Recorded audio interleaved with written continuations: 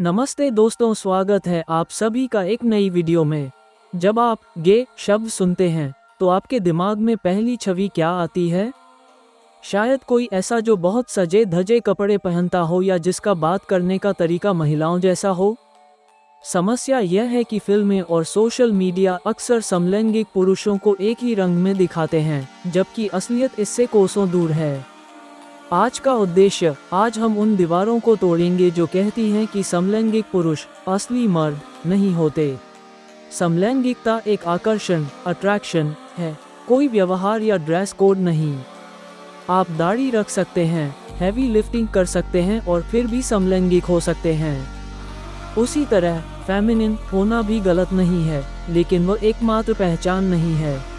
समाज कहता है कि मर्द वो है जो भावनाएं न दिखाए, लेकिन एक पुरुष के लिए अपनी असलियत, आइडेंटिटी को स्वीकार करना और उसके साथ जीना सबसे बड़ी बहादुरी और मर्दानगी का काम है। सामाजिक दबाव, चर्चा करें कि कैसे समलैंगिक पुरुषों को बचपन से लड़कियों की तरह मत व्यवहार करो कहकर डराया जाता है, जो उनके मानसिक स्वास्थ्य पर असर डालता है।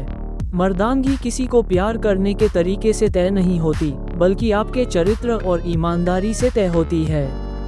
कॉल टू एक्शन है, क्या आपको भी लगता है कि हमें पुरुषों को उनकी पसंद के आधार पर जज करना बंद कर देना चाहिए? कमेंट्स में बताएं। दोस्तों, हमारे समाज में मर्द शब्द के साथ कुछ चीजें जैसे फिक्स कर दी गई हैं, भारी आवाज, सख्त बर्ताव और एक खास तरह का लाइफस्टाइल। और जब बात समलैंगिक या गे पुरुषों की आती है तो अक्सर लोगों के दिमाग में एक स्टीरियोटाइप बन जाता है कि वो शायद मर्दाना नहीं होते। लेकिन क्या कभी आपने सोचा है कि किसी की पसंद, उसका प्यार करने का तरीका उसकी मर्दानगी को कैसे कम कर सकता है?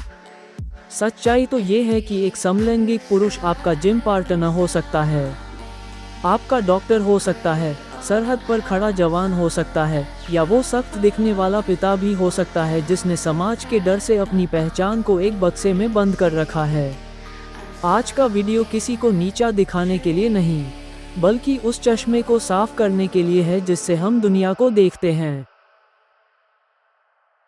आज बात करेंगे उस साहस की जो अपनी असलियत को स्वीकार करने में लगता है, क्योंकि मेरी नज़र में अपनी सच्चाई के साथ खुलकर जीना ही सबसे बड़ी मर्दानगी है। अक्सर लोग कहते हैं कि गे पुरुष पुरुषों जैसे नहीं दिखते। यह वैसा ही है जैसे कहना कि सभी क्रिकेटर एक जैसा बैटिंग करते हैं। समलैंगिक समुदाय में उतनी ही विविधता है जितनी किसी और समाज में। कोई रग्बी खेलता है तो कोई पेंटिंग करता है, कोई सूट पहनकर ऑफिस जाता है तो कोई फैशन में हाथ आजमाता है। आपकी हॉबी या आपका हुलिया आपके ओरिएंटेशन से तय नहीं होता। अगर आपको लगता है कि समलैंगिकता कोई आधुनिक या पश्चिमी बीमारी है, तो जरा हमारे इतिहास और संस्कृति को दोबारा पढ़ें। प्राचीन भारतीय मूर्तिकला से लेकर सूफी कविताओं तक समलैंगिकता के प्रमाण हर जगह हैं। ये कोई इम्पोर्टेड कल्चर नहीं है, बल्कि इंसानी फितरत का एक हिस्सा है जो सदियों से हमारे बीच मौजूद है। समाज में एक कहावत है, मर्द को दर्द नहीं होता, लेकिन असल में मर्द वो है जो सच बोलने से नहीं डरता। सोचिए उस इंसान की हिम्मत के बारे में जिसे पता है कि सच बोलने पर उसका परिवार, उसके दोस्त और ये समाज उसे ठुकरा सकता है, फिर भी वो अपनी सच्चाई चुनता है। क्या ये मर्दानगी नहीं है? डर के साए में छुपकर जीना आसान है, अपनी पहचान के साथ खड़ा होना सबसे मुश्किल। एक और गलतफहमी, अगर कोई पुरुष थोड़ा कोमल है या फेमिनिन है तो उसे कमतर माना जाता है। क्यों? क्या औरत होना या औरतों जैसा होना कोई गाली है? किसी पुरुष में संवेदनशीलता, सेंसिटिविटी होना उसकी कमजोरी नहीं, उसकी ताकत है। अब आपको कुछ फैक्ट बताता हूँ, बायोलॉजिकल फैक्ट। समलैंगिकता कोई चॉइस नहीं है, ये प्राकृतिक है। दुनिया की 1500 से ज्यादा प्रजातियों में समलैंगिकता पाई जाती है। मेंटल हेल्थ विश्व स्वास्थ्य संगठन ने सालों पहले साफ कर दिया था कि समलैंगिकता कोई मानसिक बीमारी नहीं है।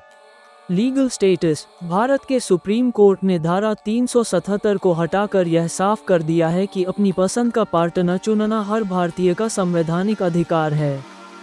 चलते चलते बस एक आखिरी बात, बदलाव रातों रात नहीं आता। लेकिन बदलाव की शुरुआत तब होती है जब हम सवाल पूछना शुरू करते हैं। आज जब आप इस वीडियो को बंद करेंगे तो बस अपने आसपास देखिएगा। हो सकता है आपका कोई दोस्त, भाई या सहकर्मी अपनी पहचान के बोझ तले दबा हो, सिर्फ इसलिए क्योंकि उसे लगता है कि समाज उसे असली मर्द नहीं मानेगा। उन्हें आपकी नफरत नहीं, आपकी समझ चाहिए। और अगर आप खुद इस संघर्ष से गुजर रहे हैं तो याद रखिए, आप अकेले नहीं हैं और आप जैसे भी हैं पूरे हैं। आपको किसी के सांचे में फिट होने की ज़रूरत नहीं है। अगर आपको लगता है कि इस बातचीत से किसी की सोच बदल सकती है तो इस वीडियो को शेयर ज़रूर करें, क्योंकि जब हम चुप रहते हैं तो गलतफहमियां पलती हैं, लेकिन जब हम बात करते हैं तो रास्ते खुलते हैं। जुड़े रहिए, सोचते रहिए और सबसे ज़रूरी, इंसानियत को सबसे ऊपर रखिए। शुक्रिया।